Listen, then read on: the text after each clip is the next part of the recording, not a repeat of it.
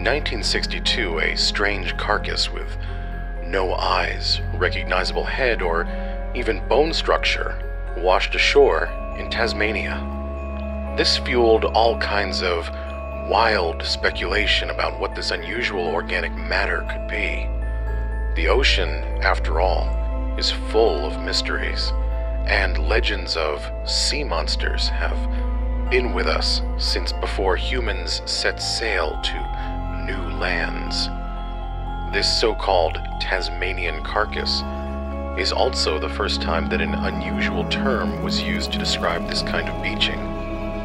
It was named a globster.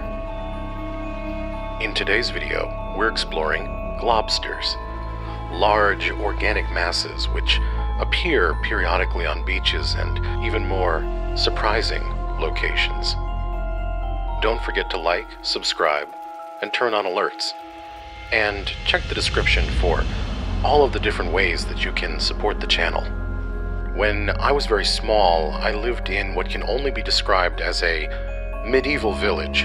Our home was right in the heart of St. Augustine, the oldest city in the United States, and walking distance from a Spanish stone fort, a spring which made the claim to be the mysterious fountain of youth, and a mansion that had been converted into the first Ripley's Believe It or Not museum, housing curios and oddities from around the world. Little did I know at the time that this town was home of one of the first recorded globster sightings, the St. Augustine monster. In 1896, a giant mass of organic material thought to be an octopus, larger than any ever observed, washed ashore. For almost a century, discoveries like this inspired speculation about what may still exist beneath the ocean, unseen by human eyes. Although a century later, the St. Augustine monster and almost all other beached globsters have been identified by DNA as fat from decaying whales. But this hasn't dismissed one even more curious case. In 1994, Oakville, Washington residents looked out their windows to see what many still believe to be some kind of jellyfish raining down on the city from the sky. This bizarre happening has to have inspired, at least partially, scenes from HBO's Watchmen and Jordan Peele's Nope.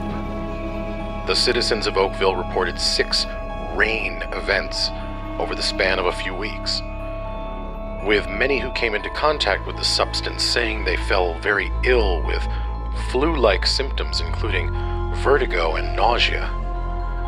Some even speculated that it was a Cold War-era biological weapon that had been deployed by mistake. According to the website Mental Floss, samples of the goo were collected by the Washington State Department of Health and the Department of Ecology. The Department of Health found 2 bacteria, and Mike Osweiler of the Department of Ecology told the Seattle Post-Intelligencer that samples contained a, quote, number of cells of various sizes, and that they came from a once living creature.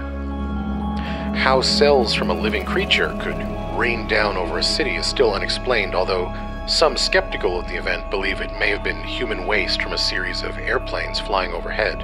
The most outrageous idea is that these globsters were atmospheric or space jellyfish, cryptids believed to live high up in the clouds, silently floating above human observation. One more terrestrial possibility is that a waterspout may have carried an oceanic pathogenic material into the sky and made it part of the larger weather system. One resident nearby reported seeing a gelatinous substance near a crab die-off on a beach. His dog reportedly fell ill from contact with the matter.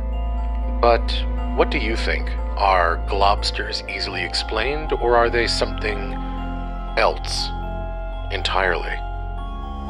Tell me in the comments. And as always, like, subscribe, and turn on alerts. Check the description for more information and to learn how you can support the channel. I'm Phantom Astronaut, and I'll see you out there.